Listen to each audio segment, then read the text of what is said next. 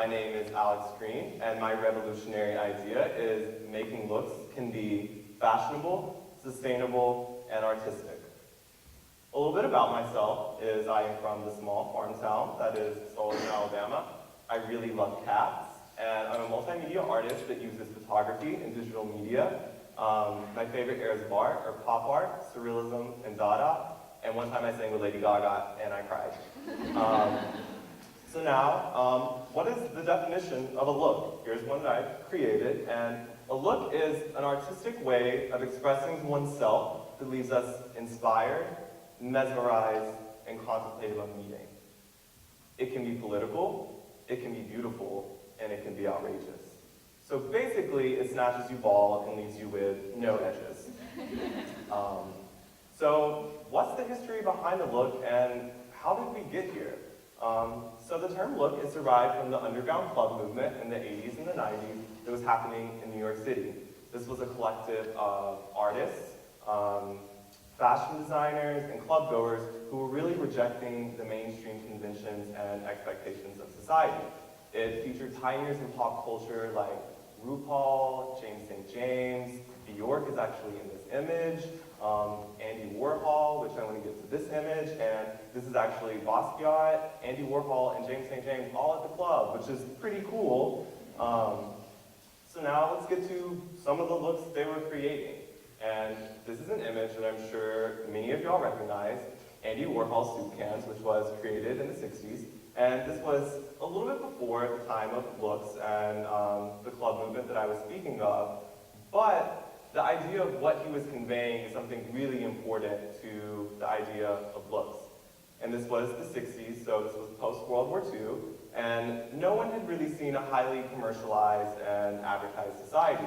So Warhol used something mundane, like the soup can, and really used it in his art. So he was really commenting on the commercial culture that society was shifting towards. Now, he left the meaning behind it as whether it was good or bad, ambiguous to the viewer, which is a little bit different from the next artist I'm going to get to, which is Basquiat. Oh, skipped it. Well, here we go. This is Basquiat, and this is his piece Glen, which was created in the 80s. And as you can see, there's tons of sheets of paper collaged onto this, and I really want to talk about the sustainable aspect of his work that I feel like doesn't get talked about as much sometimes. And when he was 4, his dad would actually bring home tons of scrap paper, because his dad was an accountant, so paper was something that was pretty readily available to him, and little Basquiat would just draw all over it. And that was something very important to his work later on, is Basquiat didn't need expensive canvases, he didn't need expensive art materials, he used what he had. And another moment from his childhood is when he was 6, he was actually ran over while playing basketball and was in the hospital for a month and had to have his spleen removed. And when he was in the hospital, his mom actually gave him a copy of Grey's Anatomy, which was highly influential to his work. One of my favorite quotes that Basquiat has ever said was, "Believe it or not, I can actually draw."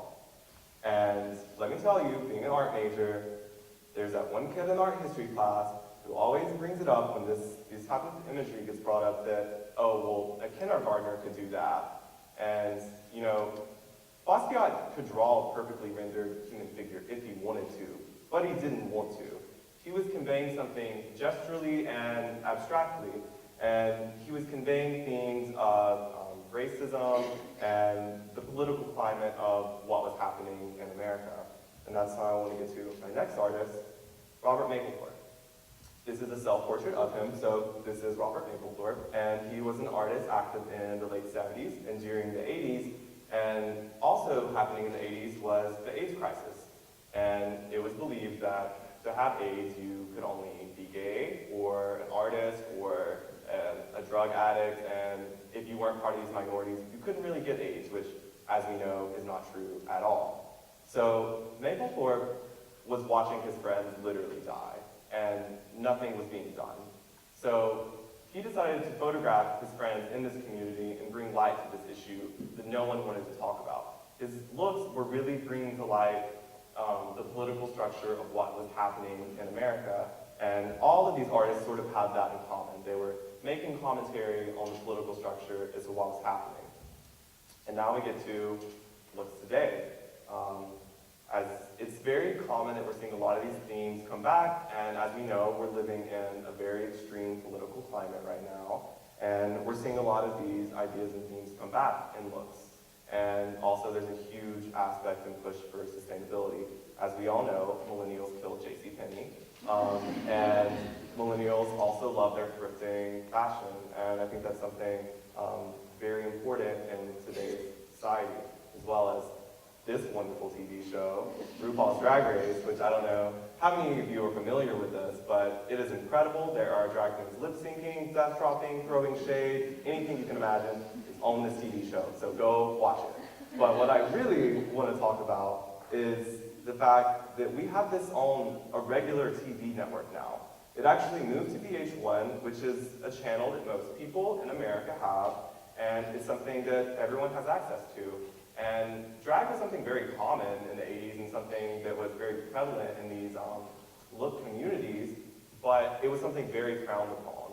So it's very important today in society that we have this show in mainstream culture, and it's really showing a shift towards how people can make different looks and take inspiration from this.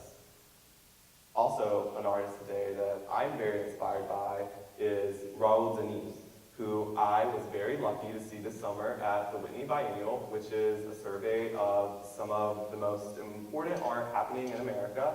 And his work is just incredible to see in person. If you get the chance, I highly suggest it. And when I saw these pieces, I thought that they were like encrusted jewels and diamonds. I was afraid to get near it. I thought I was gonna break it or something, so I wanted to kind of keep my distance. But it turns out, when I read the description of the pieces, they're actually materials like cardboard and, you know, like the bracelets you would make when you were a kid with the little plastic beads. That's actually what these are made out of. They look highly opulent and something extremely expensive, and there's really a push for sustainability in his work. And there's a great quote from the Whitney website, and it is, "In all of his work, Denise treats modest material with meticulous attention, turning the mundane into the fantastical." And that's something I'm really inspired by for my work, which I want to get to now. And my work is very inspired by some of these similar ideas and themes, and it's very present in them. And this is a piece of a series I've been working on called Strange Worlds. And in this image, that is actually paprika and peppers. So the project was to create a still life, and I knew I wanted to use food in some way, so I went to the Publix I live beside, and I walked in there, had no idea what I was going to do. I was just kind of looking at fruit, like, oh, maybe I want to take pictures of fruit, I don't know. And I was really inspired by, when I kind of took a step back and thought about it, I was like, well, when you think about it, all the food in the supermarket isn't really capable of the earth producing naturally on its own. We pump it with hormones and genetically modify it to the point where it almost is a surreal landscape. So that's what I wanted to create with these images. I wanted to make commentary on the food we eat and how the supermarket varies much like a surreal landscape that feels otherworldly. And this is actually cake mix, and I sculpted all these pieces on my own and then photographed them.